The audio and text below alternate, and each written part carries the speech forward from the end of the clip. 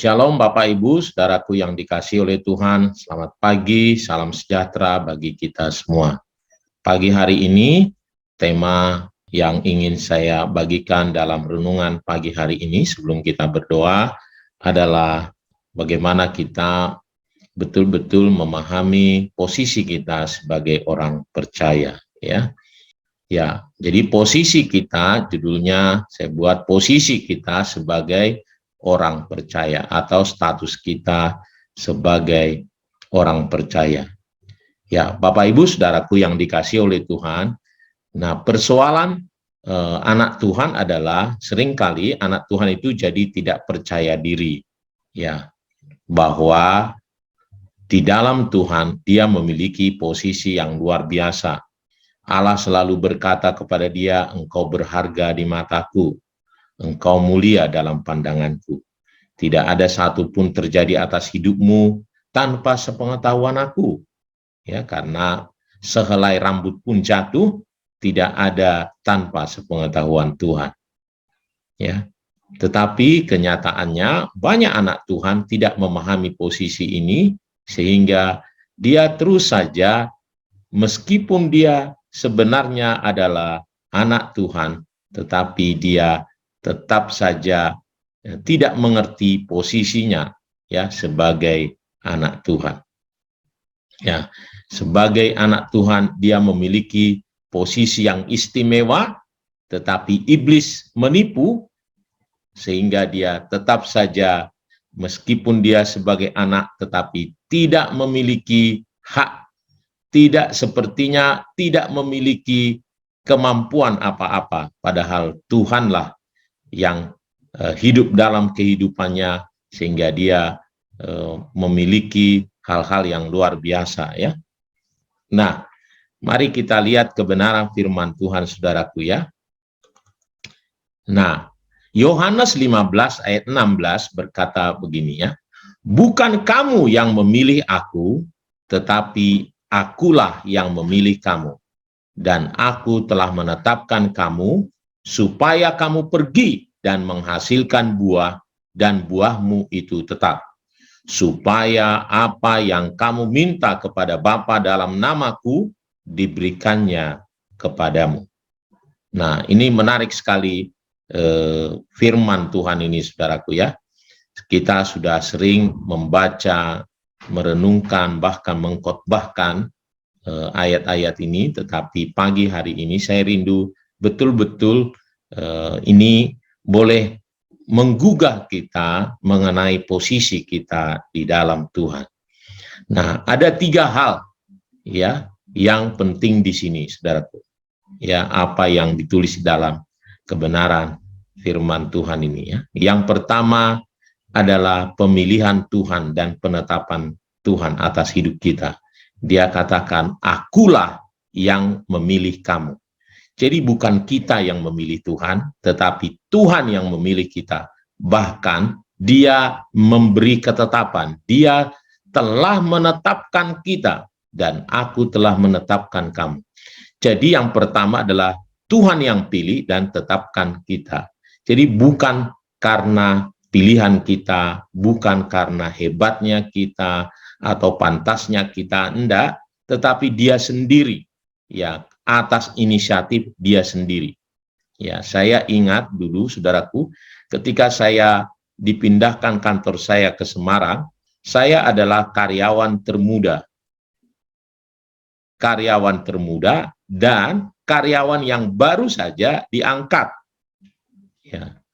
Relatif, saudaraku, saya orang baru dan masih muda, paling muda sebagai karyawan, tetapi membawahi banyak orang yang sudah jauh lebih tua dari saya, lebih lama bekerja di perusahaan itu. Tetapi bukan karena kemauan saya, tetapi karena ketetapan pemilihan dari perusahaan, ya mereka harus patuh. Ya. Saya memiliki kewenangan. Kenapa? Karena perusahaan saya yang memilih saya. Bukan karena saya. Kalau dilihat dari saya orang muda, saya orang baru masuk, tetapi kok bisa mengepalai mereka, ya, jadi mensupervisi mereka semua. Gitu. Nah, demikianlah kita.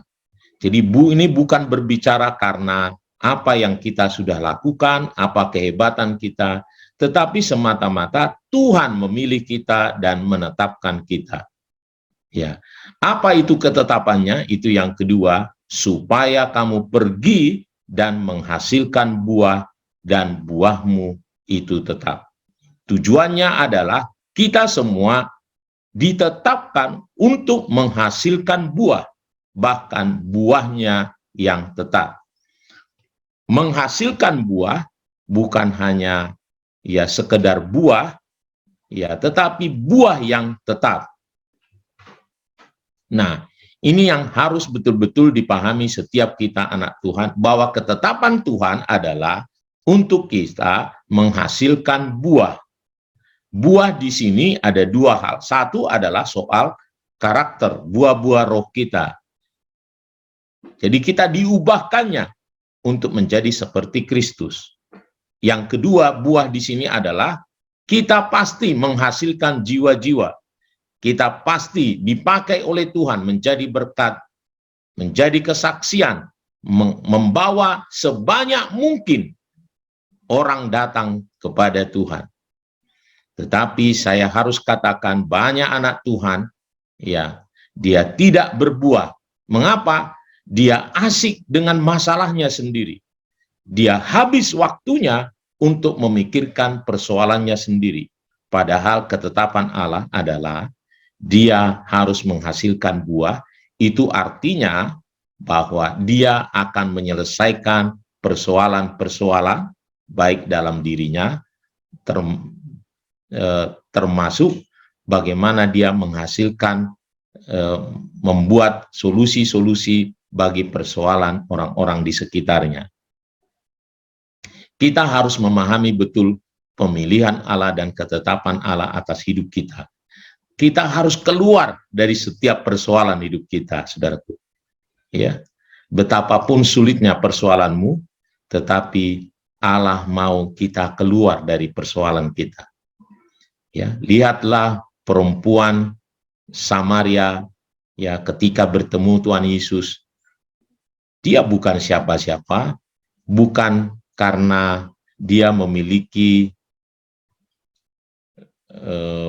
pengalaman hidup yang luar biasa baik gitu, tetapi Tuhan bertemu dengan dia langsung, dia bisa membawa banyak orang datang kepada Tuhan.